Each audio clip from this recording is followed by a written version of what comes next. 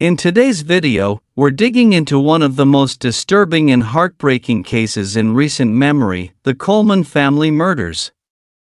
From the outside, they looked like the perfect family. A devoted father, a loving mother, two beautiful boys. But behind that picture-perfect image was a dark secret that would shock everyone who knew them. Before we get into the full story, make sure to like this video, subscribe for more real-life crime documentaries, and turn on that notification bell so you never miss an upload. And let me know in the comments, what country are you watching from? I always love seeing how far these stories reach. Alright, let's get into it. On the morning of May 5, 2009, in the quiet town of Columbia, Illinois, police walked into what can only be described as a nightmare. Inside the Coleman family's home, they found 31-year-old Sherry Coleman lying dead in her bed, a rosary clutched in her hand. In the bedrooms nearby, her two sons, Garrett, 11, and Gavin, 9, were also found dead, still tucked under their sheets like they'd died in their sleep. It was as if death had crept into their home without a sound. But the signs of violence were undeniable. Sherry had clear ligature marks on her neck and a black eye, a sign she had fought back. The boys, heartbreakingly, didn't show any signs of struggle. The walls of the house were spray-painted with ominous messages, "Punished. You knew this was coming." One of the boys even had paint on his body. It wasn't just a murder, it felt like a warning. The person who found this horrific scene was Detective Justin Barlow, a neighbor and close friend of the family. Around 7 a.m., he got a call from Chris Coleman, Sherry's husband. Chris said he'd been trying to reach his wife from the gym but couldn't get through. Concerned, Barlow agreed to check on them. What he found would haunt him forever. Let's rewind a bit. Chris Coleman and Sherry Weiss had a fairy tale beginning. They met at a military training conference. Chris was in the Marines, training K-9s, and Sherry was serving in the Air Force as a military police officer.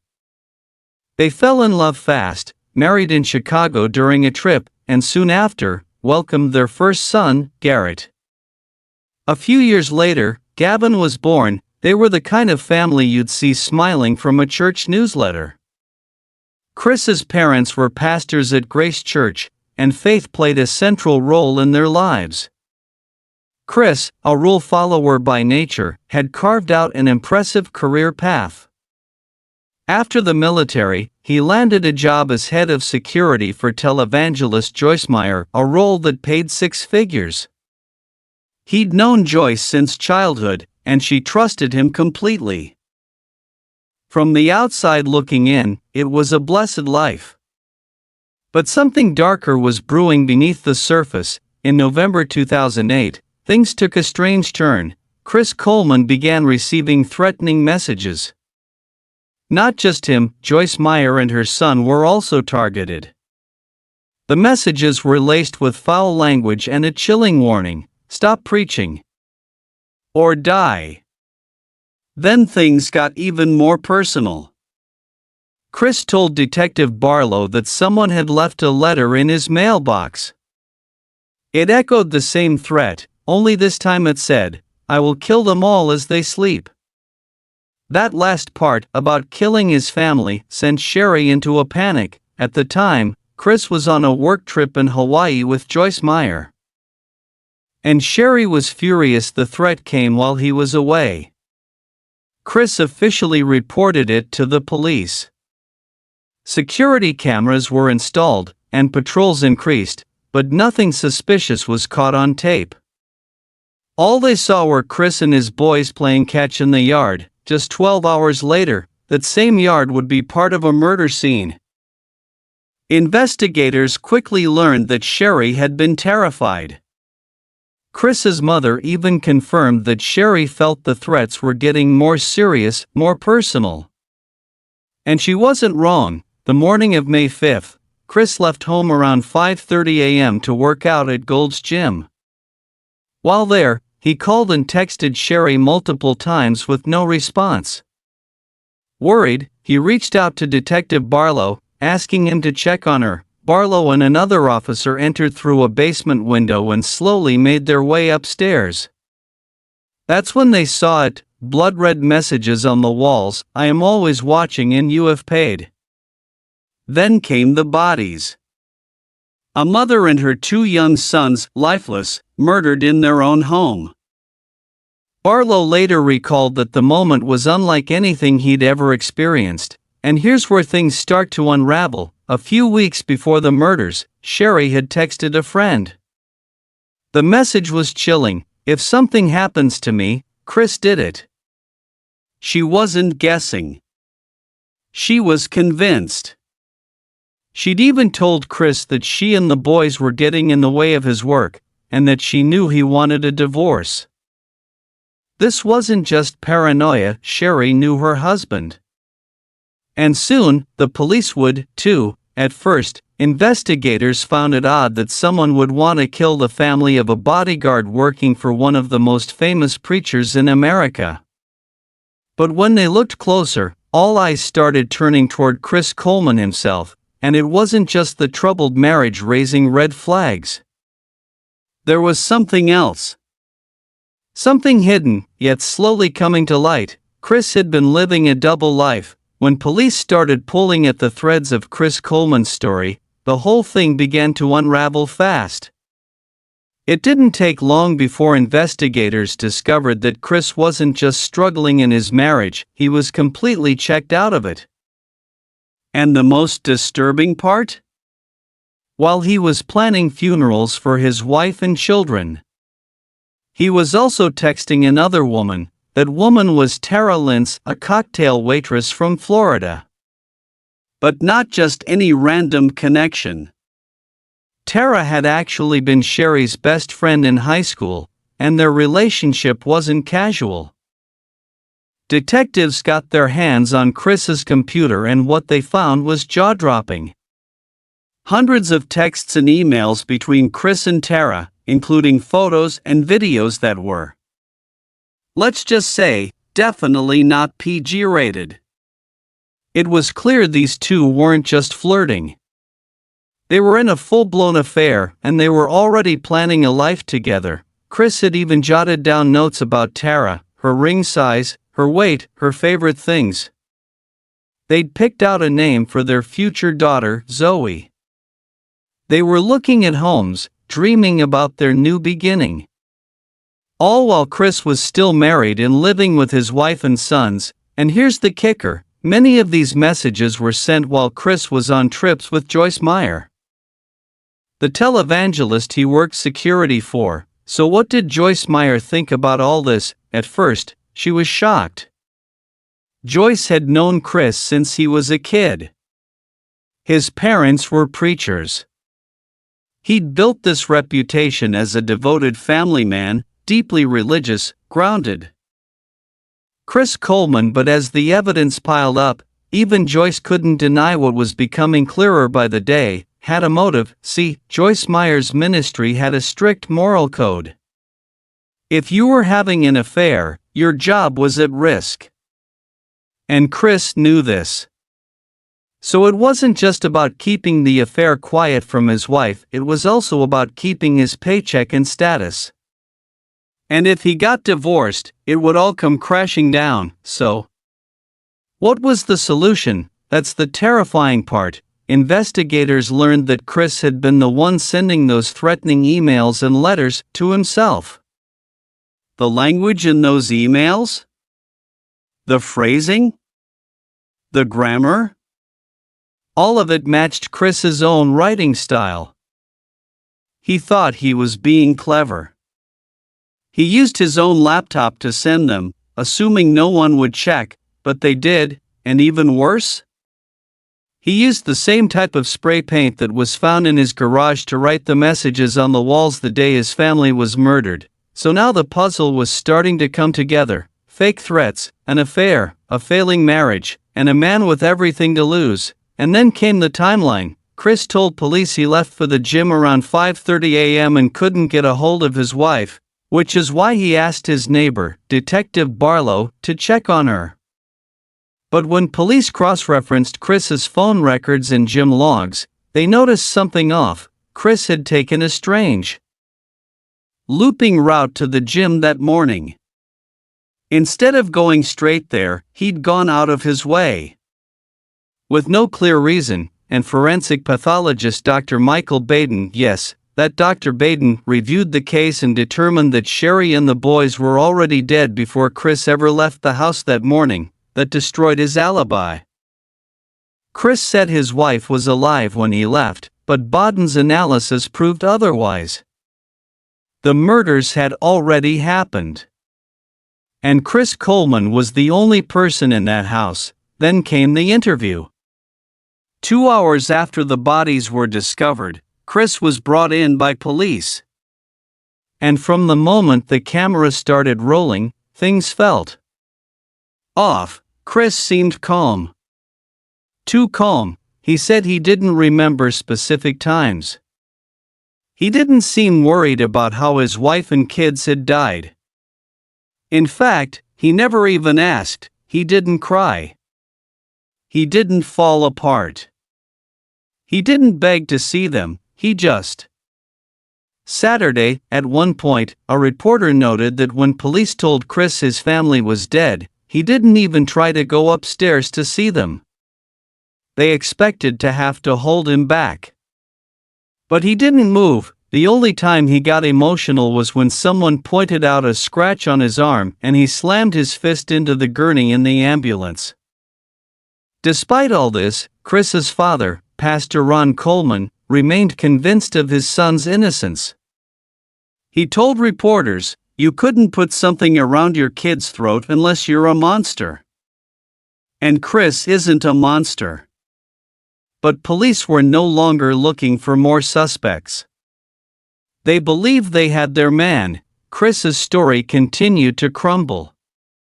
He claimed he and Sherry had a quiet night, fell asleep peacefully, and there had been no argument. But neighbors said otherwise. They'd heard yelling that night, and when detectives confronted him about the affair with Tara, Chris downplayed it, calling her just a friend. But that didn't hold up either. Tara was already cooperating with police. She told them everything. That she and Chris had been romantically involved since November. That they'd taken trips together, to Phoenix, to Maui. That Chris had told her his marriage was basically over and he was only staying with Sherry for appearances. And there was one more damning piece of evidence. Chris had always claimed that the affair started in November, after the threatening emails began. But during the trial, a jury discovered photos hidden behind some poster boards. Photos of Chris and Tara together. From October 2008, that completely blew up his timeline. If he was already with Tara before the emails started, then the entire threatening stalker story fell apart. And just like that, the lie unraveled. By the time Chris Coleman stood trial in April 2011, the public had already formed their own opinions. The evidence was overwhelming. The emails, the paint, the affair, all of it painted a picture of a man who'd meticulously staged the murder of his own family. And still, he denied it all, because of the intense media coverage and the small-town nature of Columbia, Illinois. The court brought in jurors from out of town. They wanted to avoid any bias from locals who had seen the perfect Coleman family at church or on neighborhood walks. But even this careful approach couldn't soften the blow of what came out in court. The prosecution laid it all out. They walked the jury through Chris's double life. They showed texts and photos exchanged between Chris and Tara Lintz. They revealed how Chris had studied the layout of his home and staged the scene with spray-painted messages to mislead investigators, and they dug into his motive. The fear of losing his six-figure job with Joyce Meyer's ministry if his affair came to light. Meyer herself had even testified that if Chris were found to be having an extramarital affair, he would have been fired immediately. So, rather than lose everything, prosecutors argued, Chris eliminated the one thing standing in the way of his fantasy life with Tara, his own family. The defense tried to poke holes in the timeline. They said Chris had been at the gym and couldn't possibly have committed the murders. But forensic experts made it clear Sherry, Garrett, and Gavin had all died before Chris left that morning. There was no stranger. There was no stalker, it was him. Still, the jurors weren't immediately united. Kim Ferrari, one of the jurors, later revealed that some were unsure at first. They needed one more piece of solid proof, and then, almost by accident, they found it. Behind a set of foam boards in the jury room were images of Chris and Tara looking very much like a couple. Happy. Close. In love. The problem? The timestamp on those pictures was October 2008. Chris had claimed the affair started in November. But this discovery proved he was lying. The threatening emails to Joyce Meyer and to his own home began in November, meaning Chris created the threats after the affair had already started. He was setting up an alibi, and with that, the jury's doubt vanished.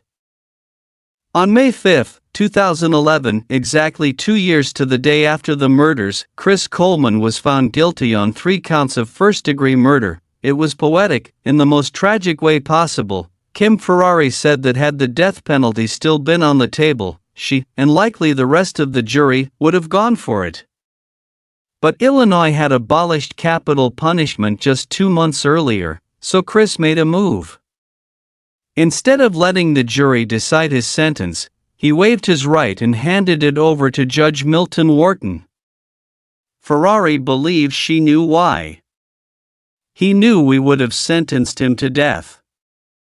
Judge Wharton sentenced him to life in prison, without the possibility of parole, no appeals. No second chances. Chris was sent to the Pontiac Correctional Center, a maximum security prison in Illinois. Later that summer, for safety reasons, he was transferred to Dodge Correctional Institution in Waupun. But that wasn't the end of the story. In December 2012, Sherry and the boys were quietly reburied. Their remains were moved from Evergreen Cemetery in Chester, Illinois, where Chris's parents lived, to a cemetery near Sherry's hometown outside of Chicago. It sparked a painful legal battle. Ron and Connie Coleman, Chris's parents, were devastated. They wanted their grandchildren nearby. They felt it was their right as family. They even went to court to try and stop the reburial, but the judge ruled against them. He said the victim's final resting place should be chosen by Sherry's family, not by the family of the man convicted of murdering them. Especially since Chris's own burial plot was disturbingly close to theirs. The original headstone, paid for by the Colemans, was left behind.